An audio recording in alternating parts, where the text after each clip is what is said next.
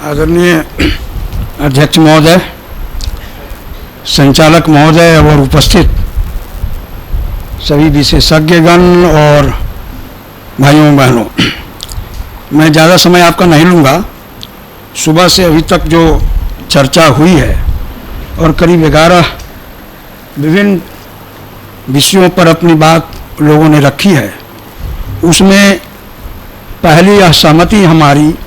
Chinese economic development पर जो बात आई है, उसको भारत की पृष्ठभूमि में कुछ सहमति है और कुछ असहमति है। भारत एक लोकतांत्रिक, सहिष्णु, नैतिक, सांस्कृतिक परंपरा वाला देश रहा है और यहाँ तानाशाही कभी कबूल नहीं है। चीन में तानाशाही है, वहाँ लोकतंत्र नहीं है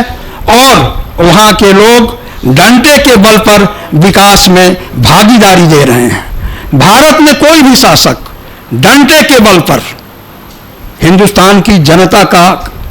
पर शासन नहीं कर सकती है। ये पिछले दिनों के कई आंदोलनों ने सिद्ध किया है, इसलिए उस पर हमारी असहमति है। और एक दूसरी बात दूसरे वक्तव्य में आई है 1977-78 में मोरारजी और जॉर्ज फर्नांडिस की नीतियों के सवाल पर मैं उसमें कहना चाहूँगा, पहली बार 1977-78 में भारत में जो 5 ईयर प्लानिंग नेहरू के समय शुरू हुई थी, उसको नई दिशा देने की कोशिश हुई और तब डिस्ट्रिक्ट प्लानिंग से, जिले की प्लानिंग से विलेज प्लानिंग की ओर बात गई और वहाँ आपस में बैठकर जो बातें हुई, उसी में जॉर्ज फर्नांडिस उद्योग मंत्री ने उस सरकार में नई उद्योग परिसर हर जिले में स्थापित कराया और उसके कारण लोगों को रोजगार मिले। करीब 800 सामान जो एग्रो बेस इंडस्ट्री के हैं, 1977-78 की सरकार ने उस पर प्रतिबंध लगाया कि ये बड़े उद्योग इस काम को नहीं कर सकते। टाटा, बिरला, अब मुकेश अंबानी और अडानी ये उस पर काम नहीं कर सकते। एक उदाहरण मैं देना चाहता हूँ, बनारस काशी हिंदू विश्वविद्यालय ने बम्बई IIT के संयुक्त तत्वावधान में राजघाट जो बनारस में है, वहाँ पर एक 3 दिवसीय संगोष्ठी किया था किसानी के सवाल पर। एक छोटा समूह जो बिहार से अलग हो गया, झारखंड, टाटा समूह के बगल में एक गांव है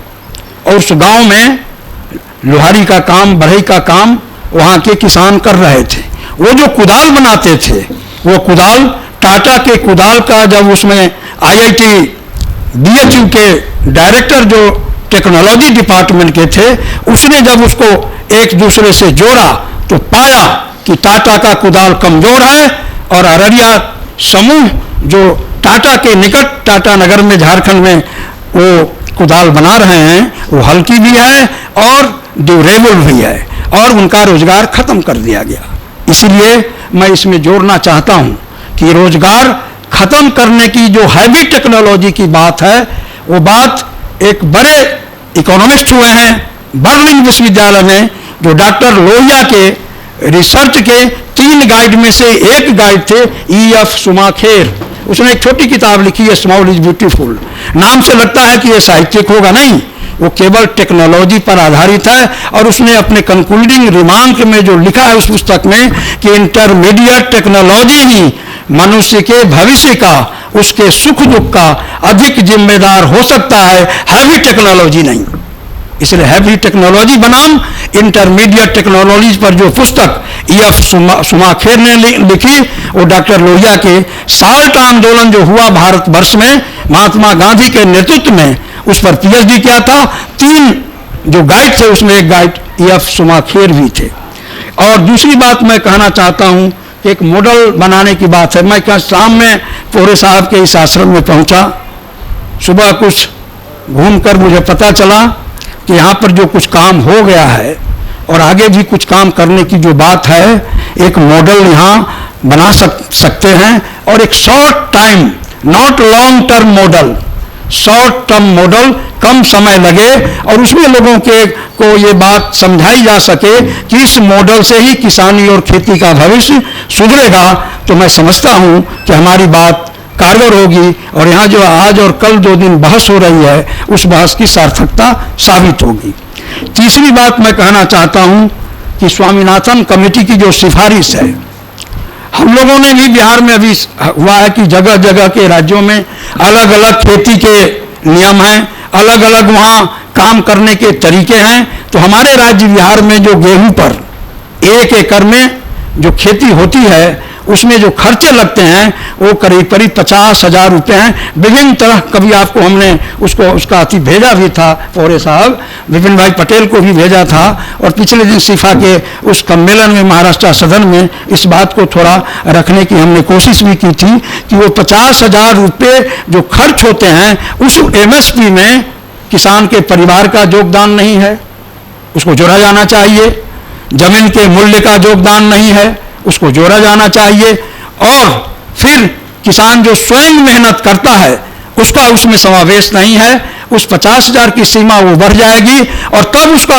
1.5 गुना जो स्वामीनाथन समिति ने सिफारिश की है कि मूल्य मिलना चाहिए, ये मूल्य MSP के लिए ज़्यादा जरूरी है और मैं समझता हूँ कि वो काम ज़्यादा किसान हित में कारगर होगा। और फिर अंतिम बात कह के मैं अपनी बात खत्म करूँगा। कल आगे की जो रणनीति आप बना रहे हैं उस पर कुछ बात 5 मिनट का समय अगर मिला तो मैं अपनी बात रखूँगा। करीब करीब सभी वक्ताओं के 40 पृष्ठों में 2 बुकलेट में मैंने 99% बातों को नोट किया है। रात में उसको पढ़कर कुछ क्वेश्चन आर बनाऊंगा और उस क्वेश्चन आर का समाधान कल फौरे साहब कल के सम्मेलन में मैं चाहूँगा। अंतिम बात कहते हुए मैं अपनी बात खत्म करता हूँ कि जो प्लानिंग की बात है, जो नेशनल डेवलपमेंट काउंसिल की बात अभी चर्चा में आई पिछले सत्र में, तो नेशनल डेवलपमेंट काउंसिल की 1960 की बैठक में प्राइम मिनिस्टर उसके पदेन अध्यक्ष होते हैं। अब तो योजना आयोग एक प्रकार से डिफॉल्ट है, उसके जगह पर नीति आयोग आ गई है। तो योजना आयोग जो 5 वर्षों के लिए योजना बनाती है उसको पास किया जाता है नेशनल डेवलपमेंट काउंसिल में, और उसके चेयरपर्सन प्रधानमंत्री हुआ करते हैं और सभी राज्यों के मुख्यमंत्री और किसी विशेषज्ञ और भी क्षेत्र के विशेषज्ञ उसके सदस्य हुआ करते हैं, वहाँ उसको पास करते हैं। उस 1960 की कलकत्ता की बैठक में पंडित जवाहरलाल नेहरू ने अपनी बात जो गांधी से 5 अक्टूबर 1945 के पत्र गांधी ने जो लिखे थे जवाहरलाल को, जिस पर नवंबर में उन्होंने जवाब देते हुए अपनी असहमति दर्ज की थी, उसको 1960 के उस नेशनल डेवलपमेंट काउंसिल की बैठक में नेहरू ने स्वीकार किया कि Gandhi was right, I am wrong. और फिर अंतिम जो भाषण है एक तरह से मरने से पहले लोकसभा में जवाहरलाल नेहरू जी का, जिसमें आने वाले हुक्मरानों से कहा है और खासकर रिसर्च शोध संस्थानों से कहा है कि आप गांधी की इकोनॉमी पर काम अगर नहीं कर सकते हैं तो इस देश का भविष्य अंधकारपूर्ण हो जाएगा। 1980 में जितने भी उस समय के नोबेल पुरस्कार विजेता थे, ब्रुसेल्स नामक जगह पर बैठकर 2 दिनों की बैठक में 2 लाइन का प्रस्ताव पारित किया। वो ये कि अगर दुनिया को बचानी है तो गांधी की अर्थनीति और राजनीति को स्वीकार करना पड़ेगा, वरना दुनिया में कोई बचेगा नहीं। और युद्ध की जो विभीषिका, first world war, second world war के कारण लोग झेल चुके हैं, जिसमें लाखों करोड़ों लोग मारे गए, उस युद्ध की विभीषिका को देखते हुए हिंसा से बचने के लिए गांधी के रास्ते को और नोबेल पुरस्कार विजेता जिनको गांधी से कोई मतलब नहीं था, गांधी की अर्थनीति से कोई मतलब नहीं था, गांधी की विकेंद्रित राजनीति से कोई मतलब नहीं था, उनके विलेज रिपब्लिक से कोई मतलब नहीं था, उनके ग्राम स्वराज के कंसेप्ट से कोई मतलब नहीं था, उनके हिंद स्वराज के जो मानवीय सभ्यता की वकालत भारत के साथ साथ पूरी दुनिया के लिए गांधी ने किया हिंदू स्वराज के माध्यम से, उससे कोई मतलब नहीं था। लेकिन 2 दिनों के उस सम्मेलन में ब्रुसेल्स नामक जगह पर 1980 में तमाम नोबेल पुरस्कार प्राप्त विजेताओं ने गांधी की अर्थनीति और राजनीति को स्वीकार की थी, नवरन दुनिया को बचाने के लिए, लेकिन ये भारत के लिए भी मौजूद है। इसलिए गांधी का ग्राम स्वराज पर काम दशरथ भाई कोटा एक राष्ट्रीय किसान समन्वय समिति जो सीफा से भी से निकलकर उन्होंने बनाई है ग्राम स्वराज पर काम करने के लिए, उसके लिए भी हम चाहते हैं कि पोहरे साहब को उस पर बात करनी चाहिए। और ग्राम स्वराज्य जो है वो गांव की जो अर्थनीति के बारे में गांधी कहते हैं कि विपुल जनसंख्या वाले इस देश में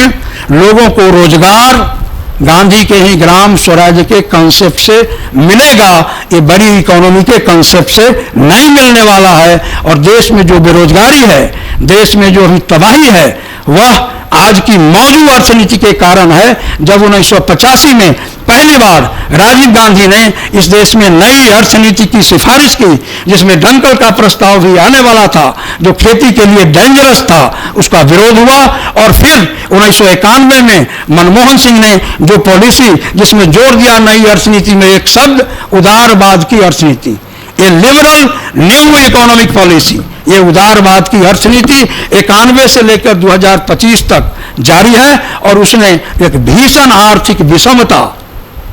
पैदा की है, जिसमें हिंसा की गुंजाइश बढ़ रही है। यदि से हमको बचना है तो गांधी के ग्राम स्वराज्य की अर्थनीति को, उनकी राजनीति को स्वीकार करना पड़ेगा। और उनका जो अंतिम कंसेप्ट है विलेज रिपब्लिक का, उसको हमें स्वीकार करना पड़ेगा। और इन शब्दों के साथ आपने समय दिया, इसके लिए हम पोहरे साहब पर भी आभार व्यक्त करते हैं और संचालक महोदय पर का भी आभार व्यक्त करते हुए अपनी बात खत्म करते हैं। बहुत बहुत धन्यवाद।